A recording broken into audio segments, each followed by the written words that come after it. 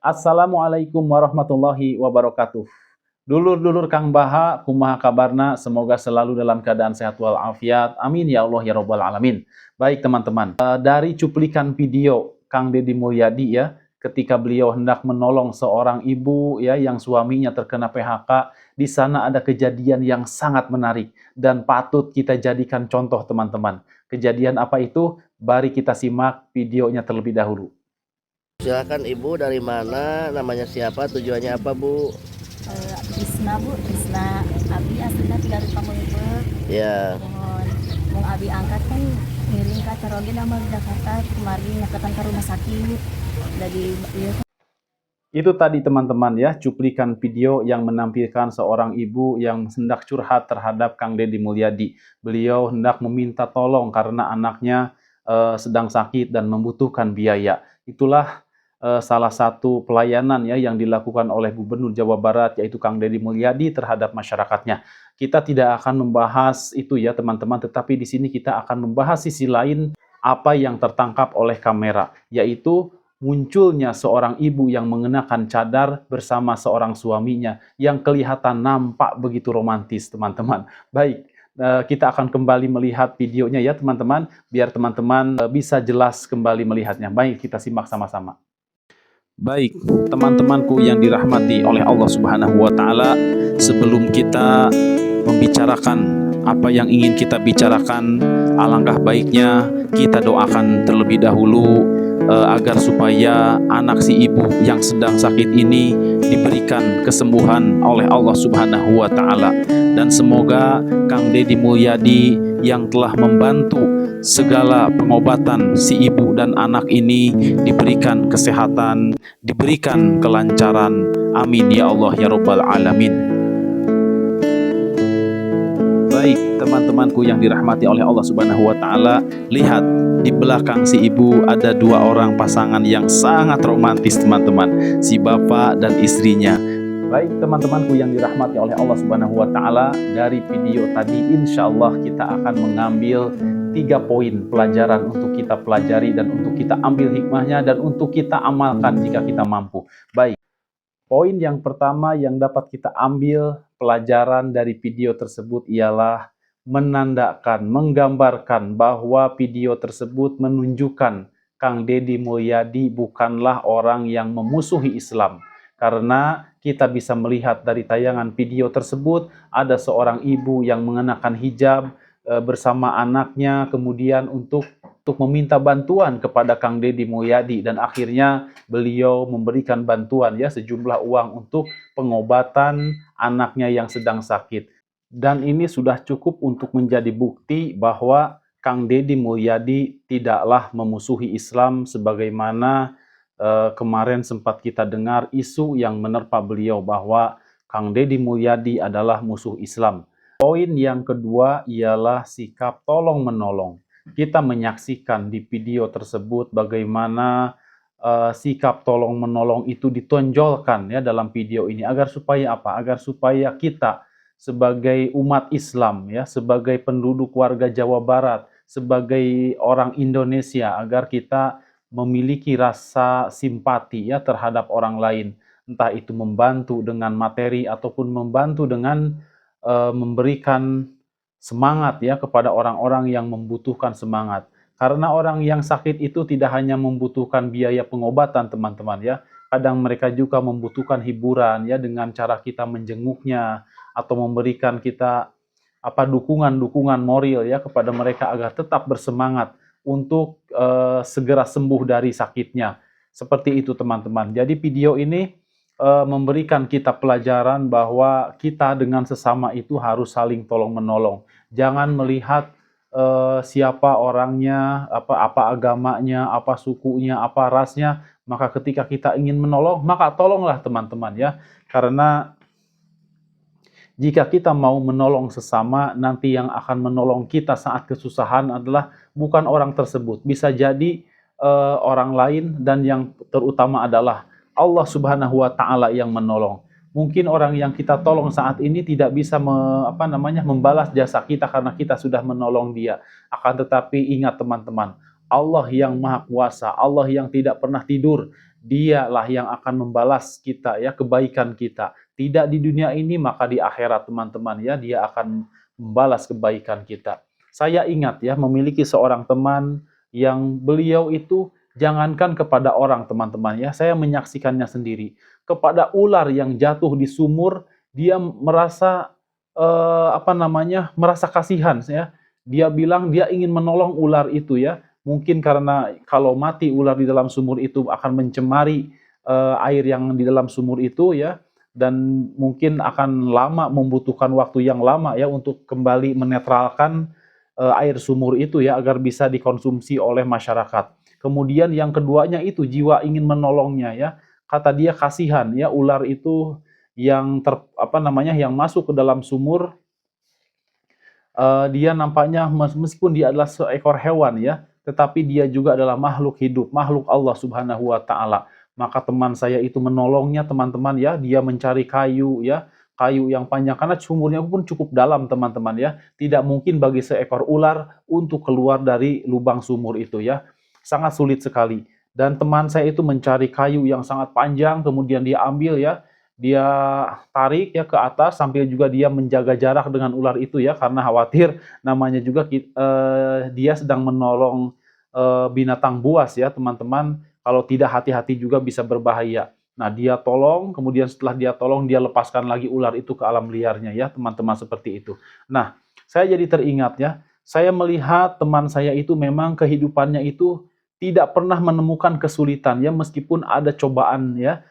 Setiap orang pasti memiliki cobaan teman-teman. Akan tetapi saya melihat teman saya itu ya, ketika saya bicara ngobrol dengan dia, dia bilang selalu setiap apa yang dia menjadi masalah selalu saja ada jalan keluarnya. Dari mana saja Allah memberikan pertolongan kepada dia ya. Itu saya melihatnya dia padahal hanya menolong seekor ular yang terjatuh ke dalam sumur ya, tetapi mungkin banyak lagi kebaikan-kebaikan lainnya yang saya tidak tahu ya, yang telah dilakukan teman saya tersebut. Poinnya teman-teman, kita menolong orang saja, menolong hewan saja ya yang membutuhkan pertolongan. Nah, kita ditolong sama Allah Subhanahu wa taala. Apalagi ketika kita menolong orang Islam, menolong umat manusia ya yang membutuhkan pertolongan, tidak memandang suku, ras ataupun agama, ikhlas menolong lillahi ta'ala, maka teman-teman, orang-orang seperti itu niscaya akan Allah sukseskan, niscaya akan Allah selalu bantu ya tatkala ia menemukan sebuah kesulitan. Teman-temanku yang dirahmati oleh Allah Subhanahu wa taala, Kang Deddy Mulyadi ya, orang yang telah banyak melakukan pertolongan ya terhadap orang-orang, maka ketika beliau ada kelompok yang menghujat, maka dengan secara organik ya, secara Allah memberikan pertolongan kembali ya untuk menjawab hujatan-hujatan tersebut. Padahal Kang Deddy mungkin tidak memelihara buzzer ya untuk menjawab hujatan-hujatan tersebut, tetapi orang-orang pun bisa melihat ya, ketika orang yang suka menolong ini disakiti oleh orang lain, tentu dia tidak akan menerima ya, karena dia telah menerimakan, karena dia telah merasakan kebaikan dari Kang Deddy Mulyadi. Sehingga secara otomatis ya, ketika orang yang telah menolongnya itu disakiti oleh orang lain, tentu dia akan membalaskan ya. Kang Deddy mungkin tidak membalas, tetapi orang-orang yang telah ditolongnya lah yang membalaskan untuk Kang Deddy Mulyadi. Seperti itu teman-teman. Itulah poin kedua ya dari video yang dapat kita ambil, bahwasanya kita hendaknya selalu memiliki sifat untuk menolong sesama kita ya. Seperti itu teman-teman. Kalau memang hidup kita ingin ditolong oleh Allah Subhanahu wa taala, maka kita jangan pelit-pelit untuk menolong umat sesama ya, sesama manusia. Poin yang ketiga teman-teman. Poin yang ketiga yang dapat kita ambil dari video tersebut adalah kedua pasangan ya. Kedua pasangan yang sangat romantis. Masya Allah ya, kita menyaksikannya. Tidak hanya pasangan yang romantis tersebut ya, si ibu dan anaknya pun kita bisa mengambil pelajaran bagaimana perjuangan si ibu ya untuk menyembuhkan anaknya ya yang sakit kanker. Bagaimana dia caranya ya sampai datang kepada gubernur ya, meminta bantuan ya, berkonsultasi gimana jalan keluarnya, ikhtiar ya. Dan alhamdulillah ya Pak Gubernur juga secara moral ya, memberikan secara moral maupun material, beliau memberikan dukungan. Itulah ya perjuangan seorang ibu ya bagi anak-anak yang sekarang memiliki ibu ya yang masih hidup. Berbaktilah kalian kepada ibu kalian, sayangi ibu kalian. Lihat di video tadi bagaimana seorang ibu ya dengan kelemahannya beliau ingin menyembuhkan anaknya dari sakit ya. Kalau mungkin kalau dia bisa bilang ya, lebih baik sakit itu saya yang mengalami ya, biarkan anak saya sembuh ya Allah. Mungkin dia kalau bisa meminta kepada Allah seperti itu, dia akan lakukan seperti itu ya, teman-teman, seperti itu. Itulah perjuangan seorang ibu untuk kesembuhan anaknya yang sedang sakit. Masih banyak lagi ya perjuangan-perjuangan ibu-ibu lainnya ya yang berjuang untuk keberhasilan anaknya. Baik, kita kembali lagi kepada pasangan tadi ya, yang Masya Allah kita melihatnya ya, meskipun sudah tidak muda lagi, tetap beliau menjaga keharmonisan hubungan ya, teman-teman, seperti itu. Hendaknya kita mengambil pelajaran juga teman-teman. Kita sebagai suami, hendaknya kita juga menyayangi istri kita ya. Jangan sampai kita berkata kasar ya, bersikap kasar, membentak ya, meninggalkan tanpa izin ya. Usahakan pakai adab-adab terhadap istri di rumah ya, teman-teman, seperti itu.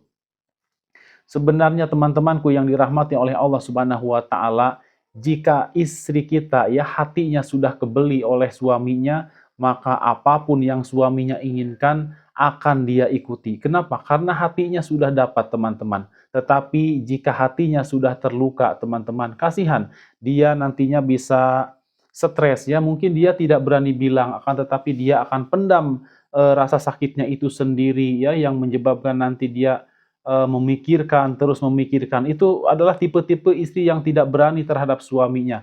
Dan mungkin bagi tipe-tipe yang istri yang berani mengatakan sesuatu kepada suaminya, itu beda lagi ya, teman-teman. Di sini poinnya adalah para suami hendaknya memang berlaku lemah lembut ya, sebagaimana Nabi Muhammad SAW, beliau adalah orang yang paling baik sikapnya terhadap istri-istrinya. Masya Allah ya, teman-teman.